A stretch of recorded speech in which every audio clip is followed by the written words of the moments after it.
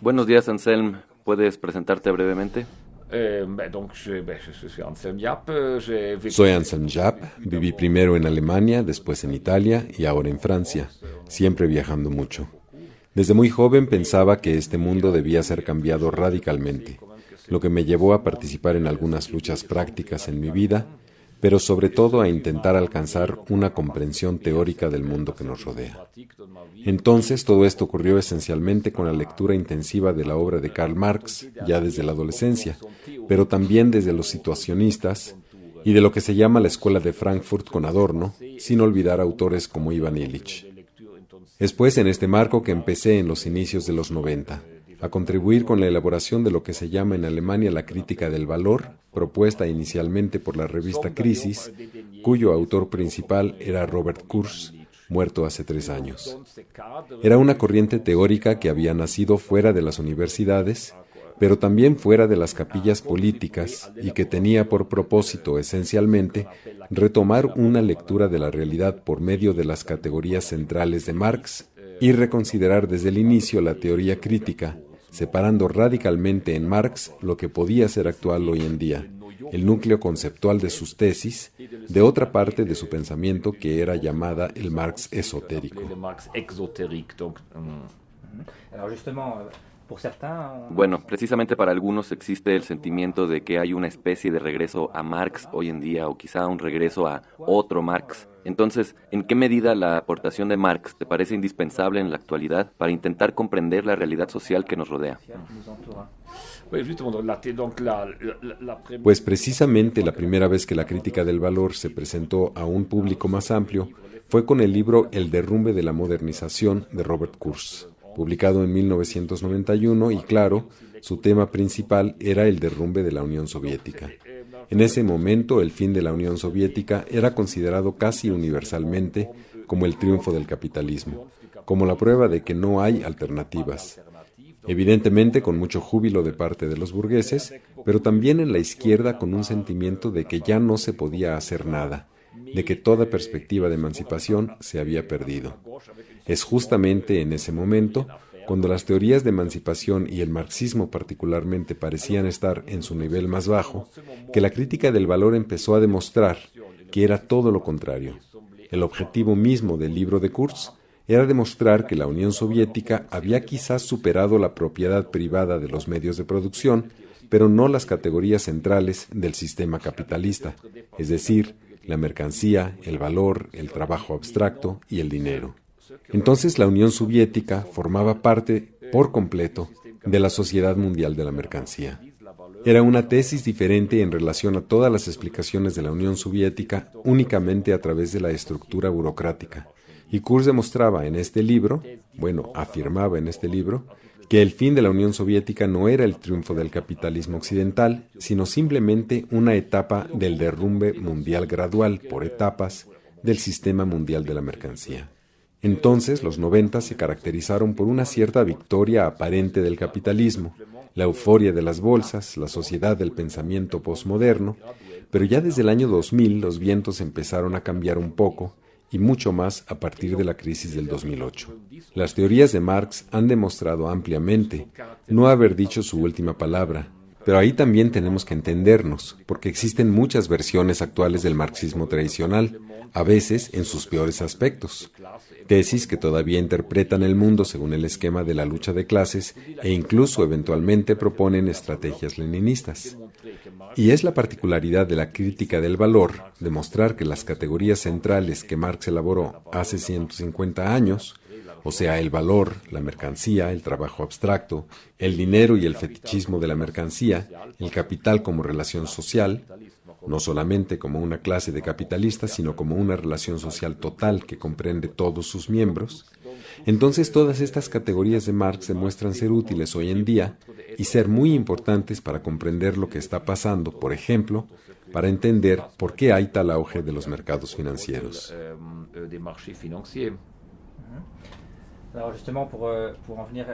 Precisamente para llegar al análisis de las dinámicas más actuales del capitalismo, en el centro de tu interpretación está la noción de crisis terminal. quiere decir que el capitalismo entró desde hace tiempo, pero de manera cada vez más visible, en una crisis terminal. Es una expresión que otros han desarrollado o debatido también. Entonces, para ti, o para la crítica del valor y sobre todo para ti, ¿cómo hay que comprender esta noción de crisis terminal del capitalismo?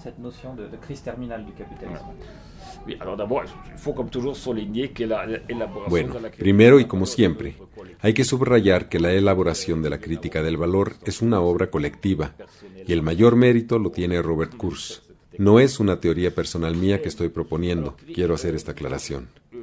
Para muchas personas, una de las afirmaciones más sorprendentes de la crítica del valor es la de afirmar que el capitalismo es un sistema abocado a su propia destrucción. Y es una afirmación que ha sido realizada en el momento del derrumbe de la Unión Soviética. Derrumbe o crisis terminal no quiere decir que todo va a terminar en un día. Quiere decir que el capitalismo entró, desde hace varias décadas, en una fase de declive y que ha ido perdiendo cada vez más su rentabilidad, ya que el capitalismo consiste esencialmente en el hecho de transformar el trabajo, en específico el lado abstracto del trabajo, en valor, valor que toma una forma visible en el dinero. Pero desde el inicio, este proceso contenía esta contradicción que solo el trabajo en el momento de su ejecución crea ese valor. Pero la competencia empuja al uso de tecnología y este hecho disminuye la parte de trabajo vivo y entonces disminuye el valor. Durante mucho tiempo el capitalismo ha sabido compensar esa pérdida tendencial del valor por medio del aumento gigantesco de la producción. Pero incluso este proceso de compensación encontró sus limitaciones al inicio de la década de los 70, grosso modo. Además, esta crisis interna, o sea, con límites internos que el capitalismo no puede superar desde sus propias bases, fue reforzada en esa misma época por la crisis energética y la crisis ecológica, y vieron el día junto con el descontento creciente por las condiciones de vida creadas por el capitalismo, por la sociedad mercantil que consiguió en una parte del mundo asegurar una mejor satisfacción de las necesidades materiales, pero a la vez ha creado más que nunca una sensación de vacío, colonizando todas las esferas de la vida y transformando todas las actividades que dan un sentido a la existencia, convirtiéndolas simplemente en consumo de mercancías. Es también el aspecto subjetivo de la sociedad mercantil que entró enormemente en crisis en los años 70. Entonces, crisis terminal no quiere decir, o sea, no es una profecía para el futuro, sino la descripción de algo que ya se está dando, subrayando al mismo tiempo que este proceso es irreversible. Ya no habrá un nuevo modelo de acumulación. Ahora el capitalismo solamente vive mediante una huida hacia adelante, que es sobre todo el endeudamiento de los estados, endeudamiento privado. El capitalismo, según sus propios criterios de solvencia, ya habría quebrado desde hace décadas, entonces solo se puede seguir viviendo gracias a la simulación cada vez más masiva de rentabilidad, y entonces, en cada crisis financiera, se aumenta aún más el volumen del crédito en una huida hacia adelante desesperada, y es fácil ver que esto no podrá durar para siempre. Y no lo dice solo la crítica del valor. Incluso muchos analistas burgueses afirman que esta carrera no puede tener otra cosa que un final fatal. Sin embargo, extrañamente, son los observadores de izquierda los que se niegan a ver esta crisis definitiva, o afirman que el capitalismo goza de perfecta salud y que hay que combatirlo con toda agresividad desde el exterior, o admiten simplemente la existencia de una crisis cíclica que va a ser momentánea y que pronto va a ser resuelta, por ejemplo, con la introducción de nuevas tecnologías. Y esto ya no se va a dar, porque simplemente toda nueva tecnología, desde el inicio, utiliza muy poca fuerza de trabajo humano. Entonces, la informática no puede jugar el mismo papel que el que jugó, por ejemplo, el automóvil. Si la crisis terminal del capitalismo no significa un derrumbe inmediato, ¿puedes dar una precisión sobre la manera en la que podamos imaginar este proceso de derrumbe que se desarrolla en el tiempo? ¿De qué ritmo estamos hablando? ¿De qué temporalidad? Además, si hay efectivamente un agotamiento del motor fundamental del capitalismo, se ve también cómo el capitalismo es capaz, de encontrar nuevos modos para evitar este agotamiento por medio de la expansión del crédito, por medio quizá de formas de explotación casi esclavistas. Entonces, estas tácticas para evitar la crisis y reproducirse a pesar de estas dificultades crecientes parecen extremadamente numerosas y deja entender que este proceso de derrumbamiento podría llegar a ser largo. Entonces, ¿cómo concebir esto? Y quizá otra pregunta al mismo tiempo, ¿qué implicaciones tendría todo esto para los movimientos de emancipación? ¿Cómo concebir las posibilidades de acción en esta temporalidad larga que sería la del derrumbe del sistema capitalista?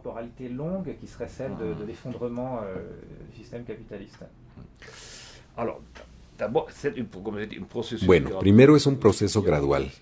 Quiere decir que se desarrolla en diferentes temporalidades, en las diferentes capas de la sociedad, en diferentes regiones del mundo. Un proceso bastante evidente, por ejemplo, es que hoy en día no se trata de norte o sur, o de países ricos o países pobres. Más bien sería una estructura con manchas de leopardo, es decir, que habría más bien en cada país islotes de ricos que a menudo son cercados por muros y el resto del país es dejado abandonado. Entonces hay cierta producción de valor en su modo clásico, por medio de las fábricas, y que podrán continuar probablemente durante un buen tiempo, pero es algo como que se va reduciendo cada vez más, es algo como que se achica, y entonces los demás son dejados a su suerte.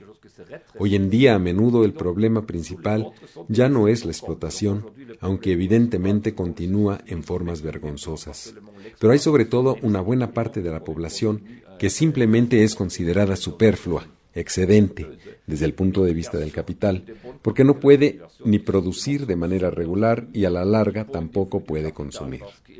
Pero evidentemente toda esta población excedente no se cruza simplemente de brazos esperando su muerte, aunque eso sería lo que la lógica capitalista desearía. Entonces todos los terrenos abandonados, todos los campos arrasados que el capitalismo ha dejado, son terrenos donde podrían nacer movimientos de emancipación, donde también podrían hacer luchas reiteradas alrededor de las migajas de valorización, ya sea bajo la forma de mafias, de gangs, ya sea como el narco o la esclavitud. Todos estos modos son los modos en los que todas las personas que no pueden participar en el proceso de valorización de manera clásica se organizan de manera diferente. Pero hay que decir que incluso en términos capitalistas esto no puede representar una alternativa, porque toda esta economía, que podríamos llamar paralela, solo puede funcionar si sigue siendo de alguna manera capaz de parasitar el circuito del capital ahí donde funciona. Por ejemplo, el tráfico de drogas no podría funcionar si no hubiera países como los Estados Unidos o incluso países del sur, donde siguen existiendo capas de la sociedad que tienen todavía un poder adquisitivo que les permite comprar la droga. De la misma manera, el milagro económico chino asentó principalmente sus resultados sobre las exportaciones hacia los Estados Unidos. Pero si los Estados Unidos, por ejemplo, padecieran una crisis aún mayor, no podrían importar esa mercancía china y ese milagro se terminaría muy rápidamente, porque en realidad todo el milagro chino está basado en los salarios bajos y esto quiere decir que no hay mucho poder adquisitivo al interior. Entonces, no se puede hablar muy precisamente, dar números sobre la temporalidad del derrumbe del capitalismo, pero también es seguro que no es una cuestión de 50 años. Incluso observadores burgueses afirman que la crisis ecológica y la crisis energética van a llegar a un punto de no regreso dentro de 20 años. E incluso los institutos de observación de la bolsa afirman, por ejemplo, que realmente ya hemos llegado al punto de ruptura y sobre todo, yo pienso, la situación del mercado financiero es tan frágil que cualquier cosita sería suficiente para que todo se derrumbe. Hay, por ejemplo, cifras astronómicas de dinero estacionadas en la esfera financiera, y entonces todo ese dinero se basa en la confianza. Pero cualquier evento, cualquier crisis económica, inclusive en un país tan pequeño como Grecia, podría romper la cuerda, y toda esa masa de dinero podría verterse en la economía real, digamos, y desencadenar una hiperinflación, o sea, una hiperinflación mundial, lo que probablemente será una de las próximas etapas de la crisis del capitalismo.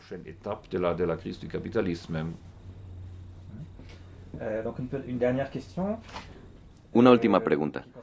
¿Cuál es tu mirada sobre los movimientos sociales que se han desarrollado en los últimos años? ¿Cuáles serían los riesgos a evitar y qué es lo que nos puedes decir sobre las perspectivas de emancipación? Porque para ti o para la crítica del valor en general, no se trata solamente de analizar la crisis del capitalismo en sí, se trata más bien de analizarla desde un punto de vista, desde nuestro punto de vista, que es el de una perspectiva de emancipación. ¿Cómo imaginar o qué puedes decir sobre la necesidad de desarrollar movimientos de emancipación hoy en día, ya que finalmente es la única esperanza de un proceso que permitiría crear otra realidad antes de que el capitalismo haya completamente terminado de destruir el planeta en su conjunto y la humanidad también? Bueno, una primera cosa importante. La teoría de la crisis afirma que el capitalismo está abocado a desaparecer a mediano plazo, a autodestruirse incluso en ausencia de actores revolucionarios.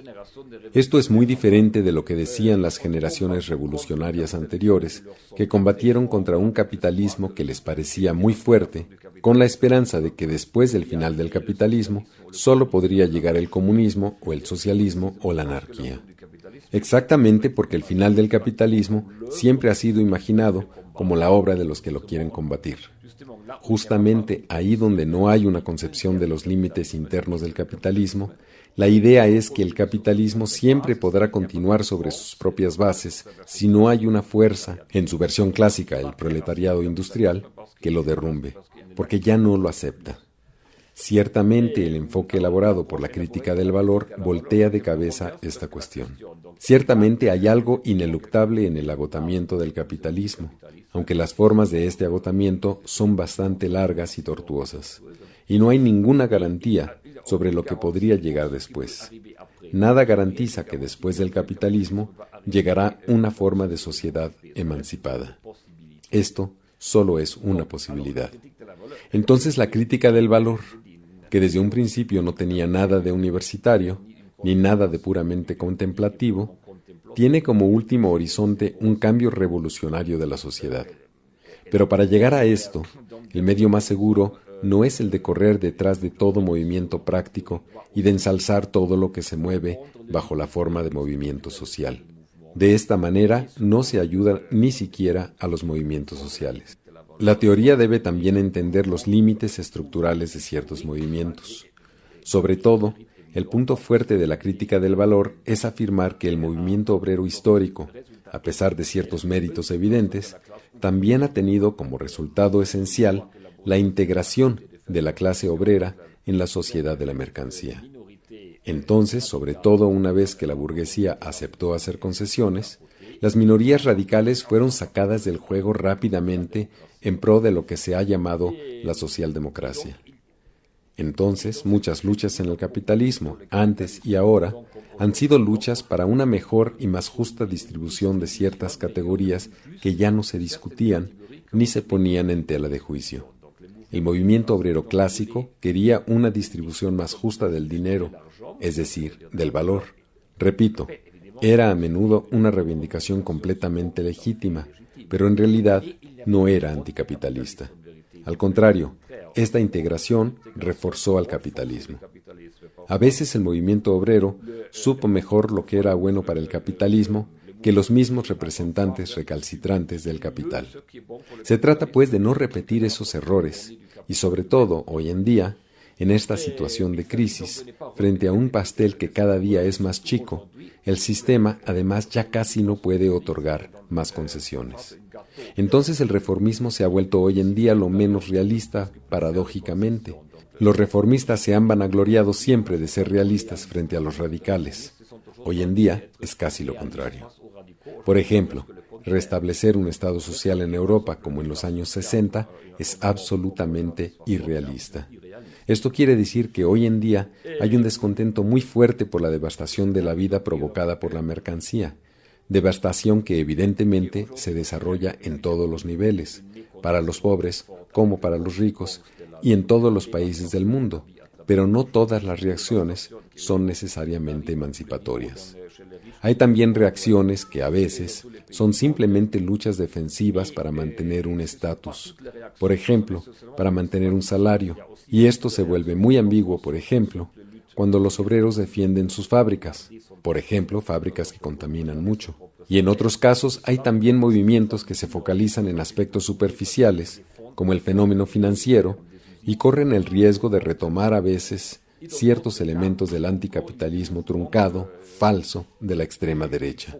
Son movimientos populistas que desgraciadamente están en auge hoy en día en Europa. Afortunadamente, existen muchos otros movimientos que intentan ofrecer alternativas cualitativas.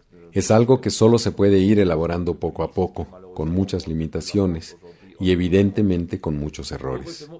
Pero lo importante está sobre todo en querer crear una alternativa cualitativa al capitalismo, una sociedad que se base esencialmente en la solidaridad y no en la competencia, una sociedad que habría restablecido de cierto modo las lógicas del don, la circulación de los dones por encima del intercambio de mercancías, una sociedad con una forma de vida que se oponga tanto al individualismo desenfrenado de las sociedades de consumo como al colectivismo totalitarista. Afortunadamente podemos ver formas a menudo poco espectaculares que intentan construir esta nueva forma de vida. Entonces el término un poco manoseado, the grassroots revolution, una revolución desde las raíces del pasto, me parece un término que no hay que desdeñar. Además, puede encontrar antecedentes bastante nobles, por ejemplo, en el anarquista Gustav Landauer, a principios del siglo XX. Para terminar, evidentemente no me puedo expresar sobre la experiencia zapatista, siendo algo tan extremadamente complejo. Pero puedo decir que lo que he visto en estos pocos días es bastante diferente de lo que había leído. Entonces pienso que sería faltar de modestia querer expresarse aquí después de solo unos cuantos días. Pero en este momento tengo la impresión que los zapatistas hacen un esfuerzo sincero para evitar muchas de las trampas en las que cayeron los movimientos revolucionarios del pasado y para no reemplazar cierto dogmatismo con otro dogmatismo. Intentan siempre elaborar nuevas vías sin caer en un relativismo generalizado, salvaguardando los principios esenciales. Y por lo que he podido entender, tengo la impresión de que los zapatistas forman parte de los que quieren realmente ofrecer otra forma de vida, que no quieren integrarse en la sociedad capitalista existente, sino que buscan inventar nuevas formas de felicidad, nuevas formas de imaginario y contribuir a dar nuevas definiciones de lo que hace que la vida merezca ser vivida. Merci Anselme. Bien, Anselm, llegamos al final de esta entrevista y muchísimas gracias. Merci pour cet entretien. Oui, merci.